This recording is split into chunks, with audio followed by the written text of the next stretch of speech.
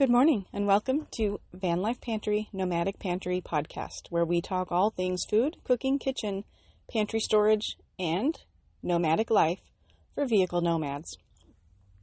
It's been a while, again, since I have done a podcast, and I've started to record a few, but one thing that you learn, or you already know if you're a nomad, along the way is that sometimes there is noise that you can't do anything about. And depending on where you are, you maybe don't have the right studio quality noiseless area for recording. And I kind of don't have that now. So if you hear some birds in the background, we'll just call that a bonus. I hope you've all been well. I hope you are enjoying life and adventuring and doing all of the things that you want to do. I want to let people know who are maybe just thinking about traveling. It is not always glamour, of course. It is not always easy, of course. There are things that make the nomadic lifestyle actually more difficult than living a stationary lifestyle. And those things are many, myriad.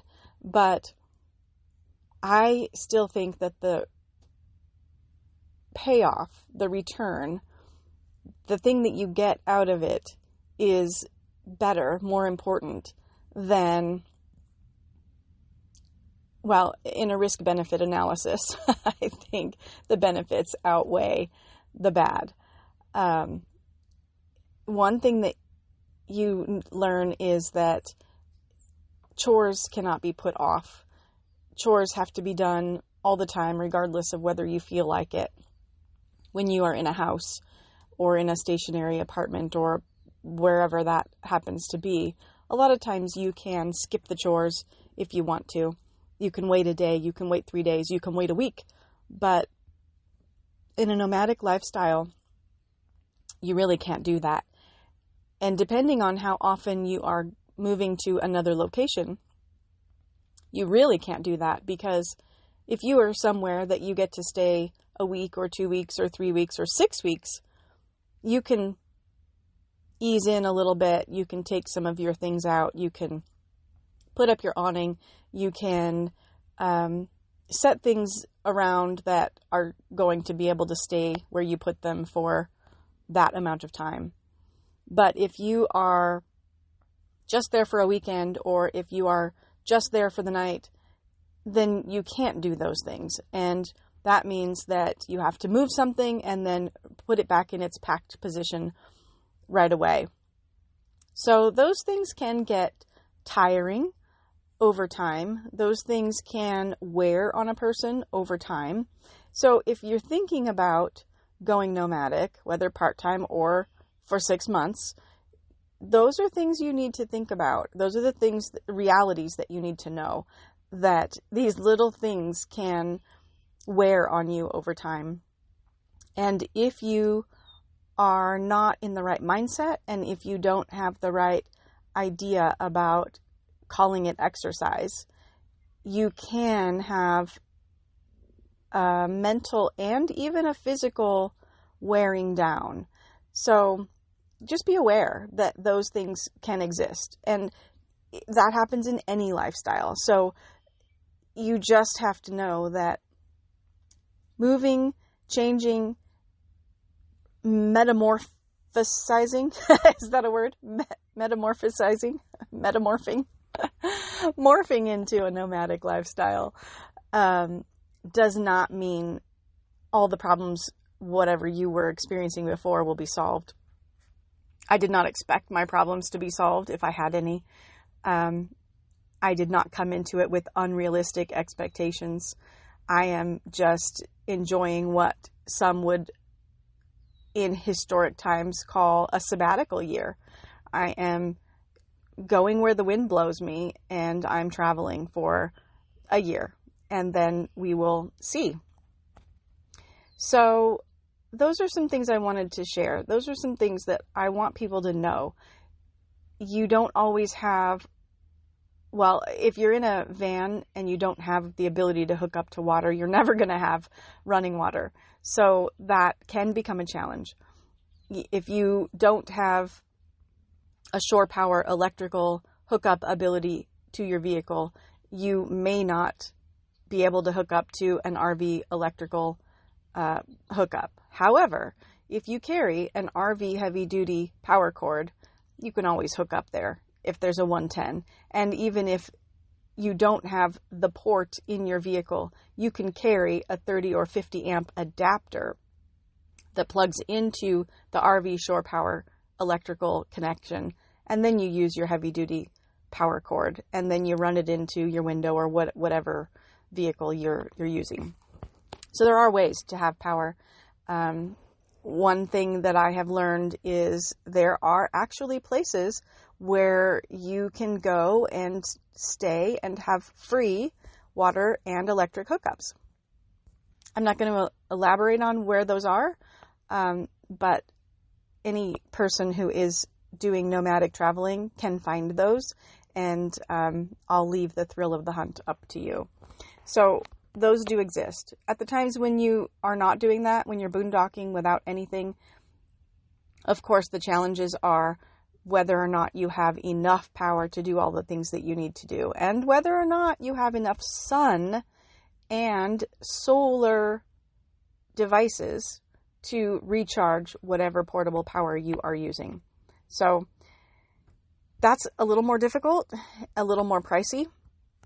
I do not have fixed solar. I have portable solar, and fixed solar is really important, in my opinion, if you're going to be doing any kind of traveling for any kind of extended period of time. It really helps to have that up there working whenever you are parked anywhere. When you have your vehicle sitting and the sun is up, you can have it charging. With portable, you have to sit and babysit your portable panels. And that means you have to be in one place, not exploring, for 8 to 10 hours while the sun charges your items. And sometimes that means you sacrifice a whole day of doing what you would have rather been doing to sit with your solar panels. So those are things to know. If you're already going to be sitting and you are at a place where you just want to sit and hang out and relax and sit in the lawn chair and let the portable solar panels work for you, then by all means, the portable solar panels are going to be just fine. So that's just a little bit of an overview of some of the things that you would want to think about. I've had people ask whether they should sell everything and move into their vehicle. And the answer to that is multifaceted and something that each person must investigate for themselves.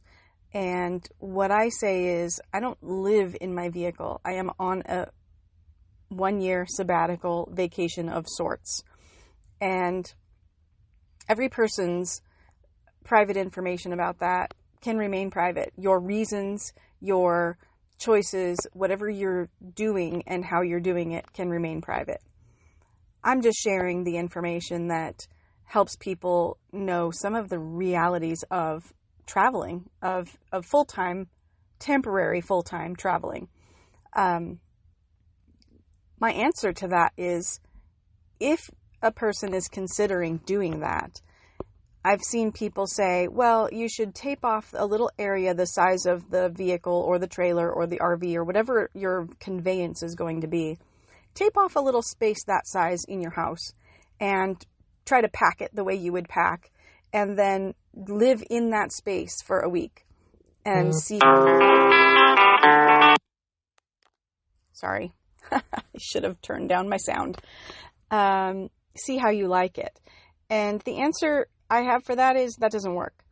One, you're still in your house where you have water, electricity, bathroom. You can cheat and walk to the bathroom. You can see what you're doing because you have electricity. You don't have to figure out where to park, where to stay, where to camp. You don't have to look for a place to be allowed to be. And those are some of the biggest stumbling blocks for people when they start traveling. They don't know where to go. They don't know how to park. They don't know where to be. They don't know how to be at a place where they're allowed to be. They don't know how to find places that maybe don't cost. They don't have the budget to find all the places that do cost. There are a lot of considerations for this lifestyle, and taping off a little piece of the area in your house is not going to prepare you. I watched hundreds of YouTube video hours. I soaked up hundreds and hundreds of posts on various nomadic travel groups for the couple of years prior to our sabbatical, taking off and doing travel. It is important to know what you're getting into, and if you are going to practice in the way that some people are saying people should practice, the way to do that is to literally move into the conveyance that you're going to be using for travel, whatever that conveyance is. Knowing that in certain municipalities, it is not legal to use a regular car as a camper, and that means that you have to figure out ways to legally be where you want to be in the conveyance that you want to be there in. And those are the challenges, and those are the things you have to learn. So move into that conveyance for 2 weeks, and don't step foot in the home base that you have for that 2 weeks.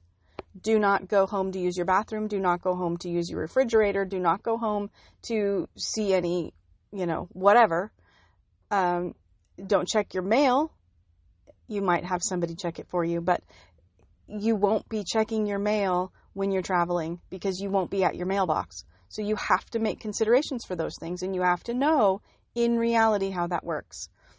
And a lot of people who take the plunge and decide they're going to do it have never tried those things and realize after they do it that they hate it. They don't like traveling. They don't like the lifestyle. They don't like the difficulties that come with the lifestyle. And when you've already made that plunge, made that move, and finding out you don't like it, you're on the wrong end of things, because then you have to unravel what you've done. And so for some people that's impossible, or extremely expensive and nearly impossible. So if you're thinking about it, do the practice. Do a practice run at least 2 weeks and pretend that you've already taken the plunge, and do not allow yourself to cheat. Then you will really truly know if you can do it and if you will like it. And I actually would say do a month of practice.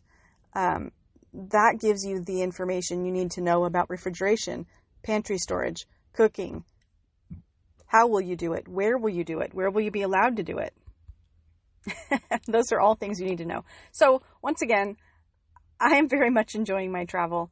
I am very much enjoying going where the wind blows me and knowing that I can be where I want to be. I can explore a small town and find out what is that town known for, and what can I go and do there, and what excitement can I find? What little pieces of experience can I tuck into my pocket for some later time in life when I'm looking back on things that I have done, things that I've experienced that keep life from being boring. What stories will I have when I'm older? I've got several now to tuck away, and I share those on, several places, but I'm going to be sharing them in writing soon on my blog, and I'll point you there when I have it up and running and ready. That's been a major problem. Getting my website ready on a shoestring budget is difficult, and I have taken a very long time to do it. I do now have a website, and I have it almost ready, but it is not live. It is not ready yet for prime time. So I am going to be WordPress based, and I actually need somebody who knows WordPress building to help me out with it. And I've been looking for somebody who's willing to kind of do that on a shoestring payment amount. We'll see if that's possible. So I don't yet have that, but I will be sharing a lot of my adventures in that way. And I may actually do some of the specific information adventures on Podbean for the paid members, the premium content members. We will see how that goes. Now that I've given you just kind of a rambling overview of some things you might want to know and some of the challenges that you might have, I want to share that I have started a second Facebook group. My regular group, Van Life Pantry, Nomadic Pantry, is for food topics. It is for pantry storage topics, kitchen build topics, refrigeration, powering your kitchen, cooking utensils, all of the things that have to do with kitchen and food and all of that. That is covered there. And if you are a member of Facebook groups in any way, you know that most of them have a rule against self-promotion. My group is no exception to that. There is a rule against self-promotion. However, in my Nomadic Pantry, Van Life Pantry, Nomadic Pantry Facebook group, I have one comment post thread that is self-promotion specific. And that is because I think people who are trying to build something, an online income stream of sorts, need a place to share with others who might be interested what that is and where to find it. So I do allow that self-promotion thread there. But I have found in other groups, and I'm in a lot of groups, that people want to be able to share what they're doing, and they keep getting shut down. Admins and moderators, of course, are doing their jobs, and they are removing posts or removing members for violating the rules. So I thought there really needs to be a whole group that is dedicated to completely allowed self-promotion. So the group is called, a very long name, Van and Nomad Life. So Van and Nomad Life, Self-Promotion and Discussion. I may shorten that. I may change the name. I don't know. That's the working title at this moment. So Van and Nomad Life, Self-Promotion and Discussion. I just started it yesterday. I just decided that we need a place where people can do that sort of promotion. And it's going to be a quote unquote free for all of sorts.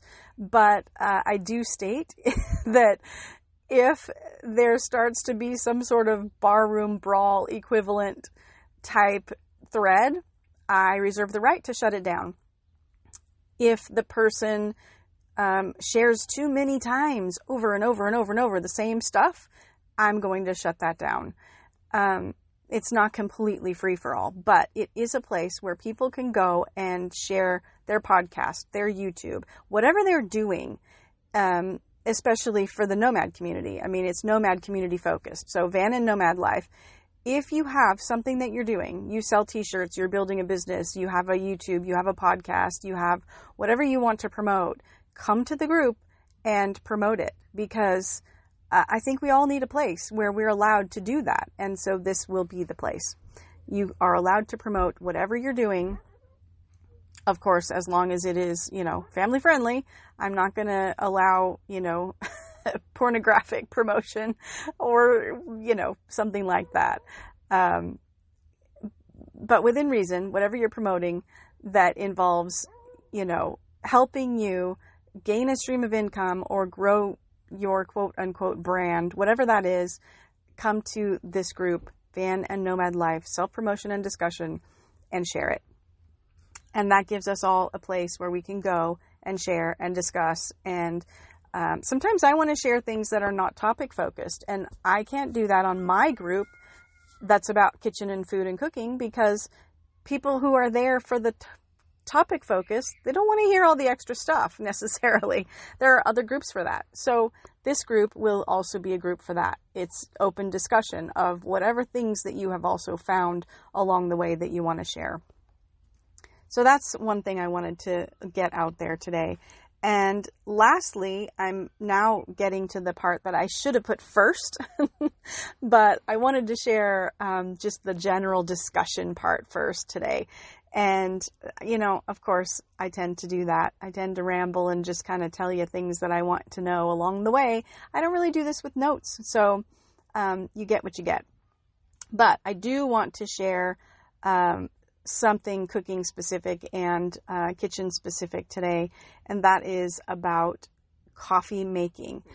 That's a pretty common topic in most of the forums, and especially in our food forum, it comes up relatively often. How do people make coffee? What kind of coffee do you make? What's the easiest way to make coffee? So I'm only going to cover one way to make coffee today, and that is I have done a little bit of research for 10 products that do French press coffee making. So if you were into French press coffee making in your home base and now you're a nomad and you haven't been able to have French press coffee because those carafes are glass and very breakable and really not well suited to nomadic life and all that movement, I have found 10 products to use to make French press coffee that will get you back to being able to have French press coffee on the road. So I'm going to share those now. And I want to say first that I haven't used any of these, but I have spoken to other people who have used several of them and who do like them and who do declare that they are worth using. I, of course, am not an affiliate of any particular company, or I'm not an Amazon affiliate at this time. So these are all just based on where I found them, and there's no sway of any kind. So let's get to those 10 French press coffee products. I have shared this in my Van Life Pantry Nomadic Pantry Facebook group. I have it set up as a learning group, and there are what Facebook calls guides. And in guide number 3, beverages and coffee makers, I have placed this list of French press coffee makers. And the first one is expensive, but it does have some good thermal construction. And it is called Clara, Clara French press. The thing I love about this one is its design. It is gorgeous. It is black with walnut accents. It is beautiful. And it is really pricey. It's $135. So what they say about their product is it is a unique vacuum insulated wall construction. It is ideal for holding that brewing temperature, for optimal coffee extraction, for keeping your coffee hot for your second and third cup, which, if anybody knows anything about French press, one of the hard things is keeping it hot. That glass carafe cools down very quickly, even if you have a knitted cozy. So this is vacuum insulated walls and allows for that extra length of heating. And it is just beautiful. It's a lovely, lovely item. So you can find it on fellowproducts.com. That's where I found it. But if you just come to the guide in my group, there's a link. Or if you Google Clara French press, you should be able to find that one. The second one is a much better price. It's double insulated stainless steel. It is Mueller French press double insulated 304 stainless steel coffee maker. It has 4-level filtration system so that no coffee grounds should be able to get through this filtration system. Although if you make French press, you know that one of the really good things about French press is that really nice, almost thick, powdery coffeeness that does make it through the filtration system. So I don't know if this 4-filter system will filter out more of what I actually like in a French press pot. But one person that commented did say that they have this one and they really do like this particular maker. What the company says about this one is that it will keep your coffee hot for 60 minutes or possibly longer than the other models. It is drop proof, rust proof, and possibly bulletproof. We don't really ever want to have to find out the answer to that one. And these are all personal sized, so they're going to make, a small amount. I don't see the ounces on this one or the other one, but just know that it's going to make you a cup or two of coffee. Now, also know that a coffee cup is measured as 4 ounces, not 8. When you have a 10-cup coffee maker, it is not 80-ounce coffee maker. A cup of coffee is traditionally thought of as 4 ounces. And who drinks a 4-ounce cup of coffee? Nobody on earth. So just know that you're going to get maybe 2 8-ounce cups out of this, or 4 Demitasse cups. So $29.97. Much better price than the Cara. Stainless steel is nice, but it's definitely not as pretty as the Cara.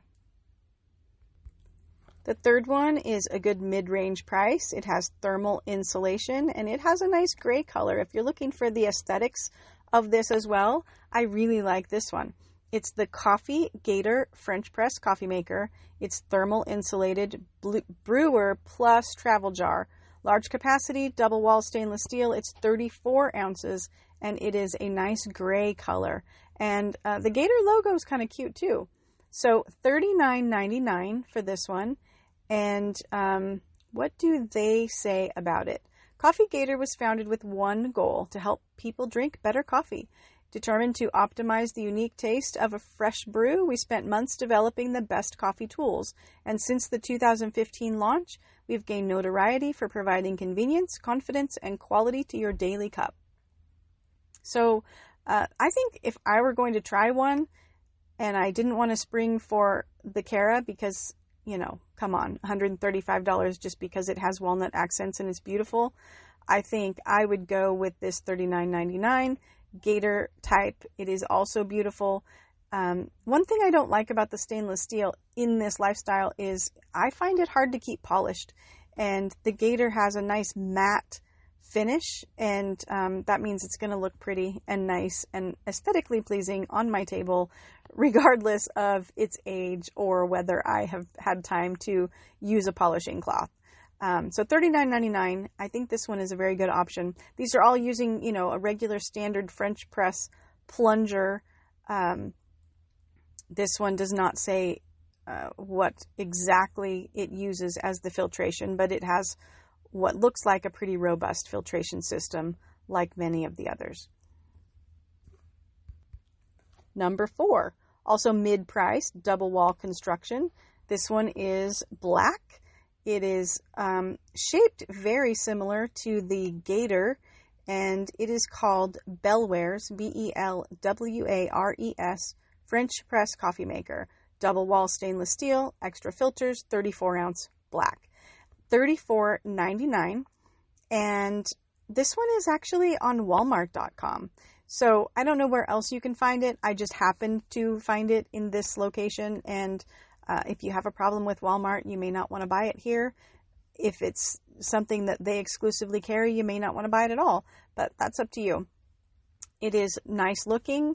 It is kind of a matte black finish, and as I said, it's very similar looking to the Gator, but in black. So the handle on the side is a similar style. Highly polished stainless steel, but that's on the inside because it's not stainless steel on the outside.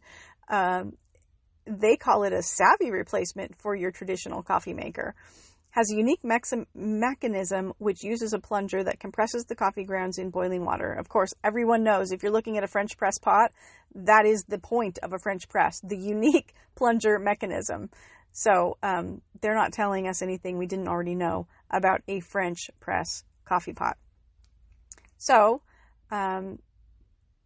this one does not say how long it will stay warm, except it uses the words 4 hours. Very warm, 4 hours. So I would say, you're probably going to be safe with at least an hour out of this one. And that is number 4 on our list. $34.99, Belwares. Number 5, much lower price, plastic thermos construction, single cup size. This one is actually shaped like a travel coffee drink cup that you just put in your cup holder while you're driving. So some people might really like that. It makes 1 cup. You're going to have 1 cup. And I think it's a 15 ounce cup. It is Bodum, which of course is a recognized and reputable brand. It is a travel French press coffee maker, 15 ounces. They call it black, but it's actually, kind of looks multicolored. It has a black stripe. It has, actually maybe they're showing me okay, they're calling it black. So we're going to go with that. It looks like parts of it might be clear plastic with black accents. It is only $14.78. And I found it on Walmart.com, but I'm sure it's Bodum. You can find it many other places. And the one thing that I'm not sure I would like about this is it doesn't look like there's any way to take the plunger out. The plunger is part of the lid, and because it is a travel cup in itself, it looks like you leave the grounds and the plunger in the entire time you're drinking the cup of coffee. I don't know if that works for me. It does say that the plunger lid features a stopper for safe drinking. So, if you are on the go, on the road, this might be perfect. You're going to make your coffee and drive. You don't have time or space to make your coffee, pour it out, clean out the grounds, do something with the grounds, and then make your coffee, put it back in your cup and drink it. This is kind of an all-in-one. You make your coffee, the grounds stay all the way at the bottom during the entire drinking, and when you're finished, then you go clean your cup. That might work great for some people. I don't know. I'm on the fence about that. But $14.78, not a bad price. You get your French press, and you get it in a single cup, ready to go, fit in your cup holder mechanism. Number 6 on the list is Jetboil Grande. Some people know the brand Jetboil because it is a backpacker stove or a travel stove that heats really fast. This is, as far as I can tell, not that. It's not the Jetboil brand of that. Jetboil is all one word. And it's sold at Sportsman's Warehouse. It's called Jetboil Grande Coffee Press. And what it really looks like is it is just the plunger and filter mechanism that you use on your own, whatever cup or travel cup you've got. It looks like it's the size to fit a top of a travel cup. It's $9.97. And, what they say is it is compatible with Minimo, Sumo, and Sumo Tea. And so if you have those cups, this is compatible with those. So this just basically what they say about it is upgrade, it's T1, I guess. Upgrade your backcountry beverage selection with the Feather Light Grande Coffee Press. The stem detaches from the basket so you can stow it in your cup. It includes the Sumo and Minimo compatible rods. So if, depending on which cup you're using it with, apparently you're going to use a different plunger rod. So with Minimo, Sumo, and Sumo T1.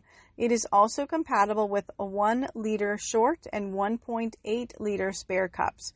So it is apparently created to fit Minimo, Sumo, and Sumo T1 cups. If you have those, this will work for you. I got the suggestion from someone who has it and uses it, and so I added it to the list as an inexpensive French press option. Number 7, I've seen a lot of buzz about number 7. It is called the Aero Press, AERO Press. It sits on top of your cup, and the plunger action happens actually up there outside your cup. I don't know that I like it, but it has a lot of buzz around it. It has a lot of good reviews. A lot of nomads absolutely adore this thing. And to me, it looks a lot like the snakebite kit plunger that I have in my survival kit. It is called AeroPress Original Coffee Maker. It's $39.95. It is a plastic construction. It says that it brews your coffee in 1 to 3 minutes. No, 1 minute? I don't know. That doesn't sound like enough time. Brews 1 to 3 delicious cups with one press. It can also make cold brew and an espresso style coffee for lattes, cappuccinos, and more. So what you get is the micro filter.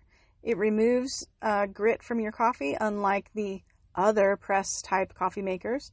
And I think that grit is the part that I was saying I like. I don't want actual grinds in it, but that kind of thick, dusty grit, if you will, that ends up in your cup is part of what is great about a French press. Anyway, they apparently filter that out. The filter stores neatly on your counter and keeps it easily accessible. Because it happens all above your cup, there's a funnel. It makes it easy to transfer the coffee from your grinder to the AeroPress chamber. It is designed to be perfect length for the AeroPress coffee maker, and it does not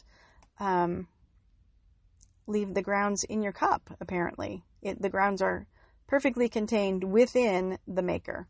So that's a kind of a different way of doing it, and if you like that, it's a roughly $40 item. Number 8, Planetary Design has a grab bag option for discounts on blemished or logo mistake presses. I'm guessing they also sell non-blemished and non-logo mistake presses, but somebody shared this link with me and I thought it was pretty cool. It is number 8 in my group in guide number 3. If you want to know the exact link, but anyway, it's on planetarydesign.com.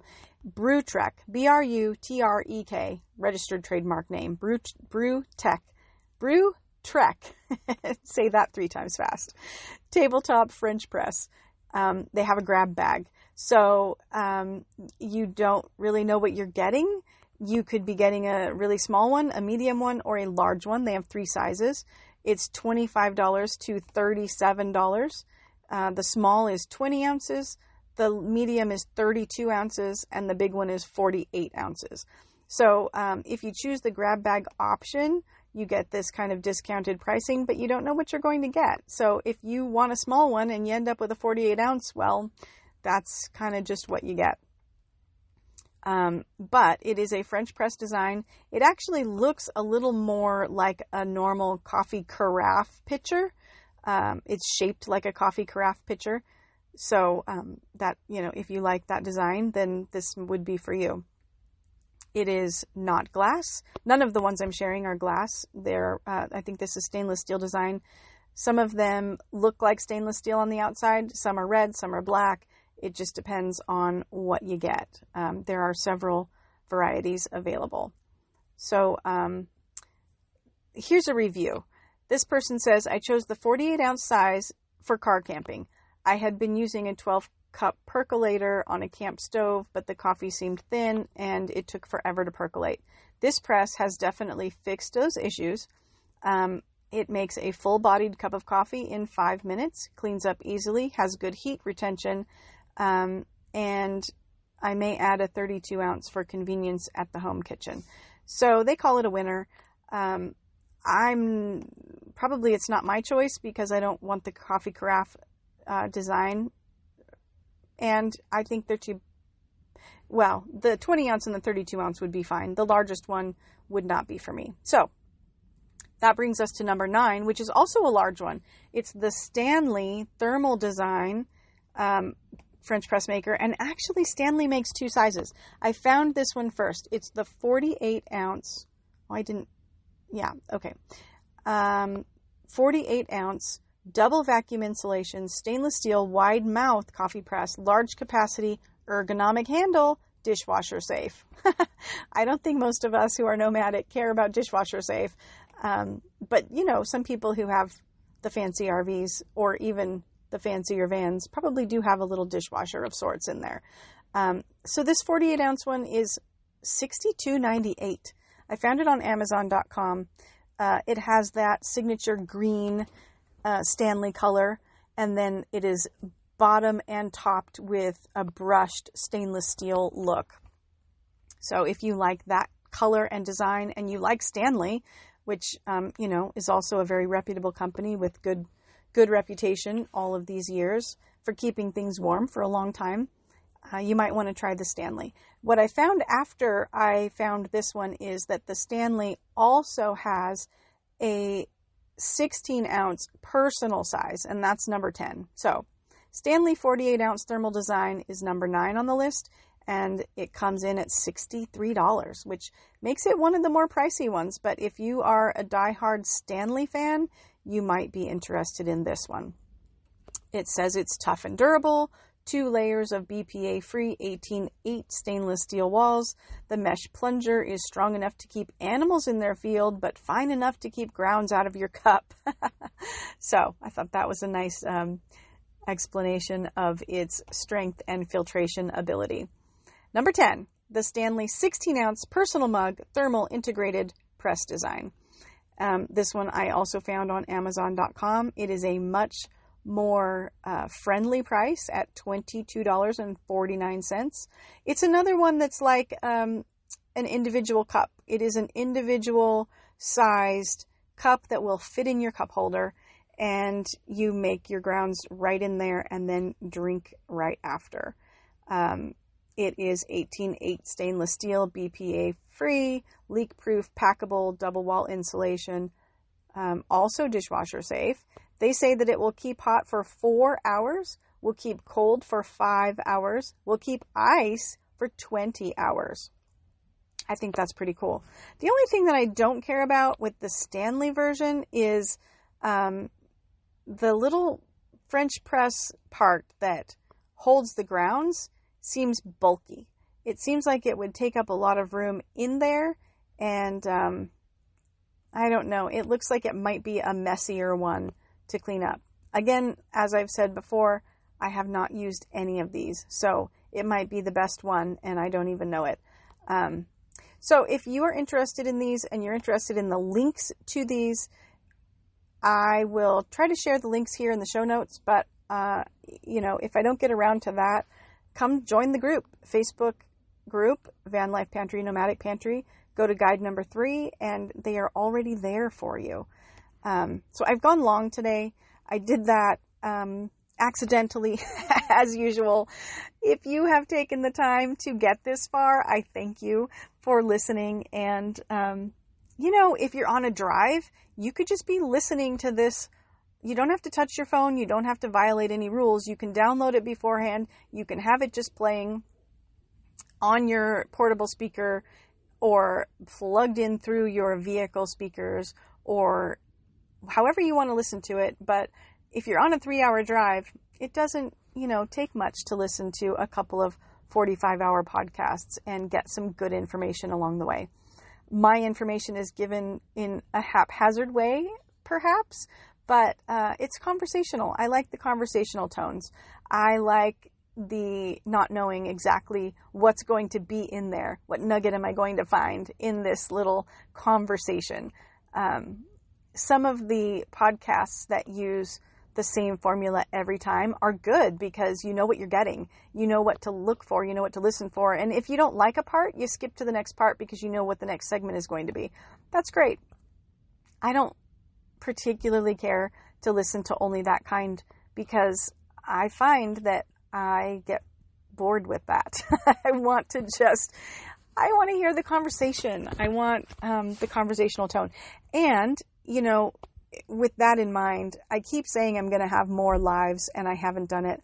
But when I find additional nomadic persons who are interested in doing some lives with me, I do plan to do that because that does give us actual conversation, and we get a little more of that back and forth and more than just my perspective. So if you've made it this far, again, I thank you. I hope that you are having a good day. I have spent 2.5 hours this morning mapping the next destination, and I'm about to roll everything up and get on the road. So as I've said before, I've seen some of you now along on my travels. I've actually met some of the same people in various places. They've ended up, next place I went, there were some of the same people traveling the same circuit. So it is likely that I may see you on down the road. Until then, you have a wonderful day. Enjoy your food, enjoy the road, enjoy each other. Be thankful for every single moment that you are able to grab in this life. The end for now.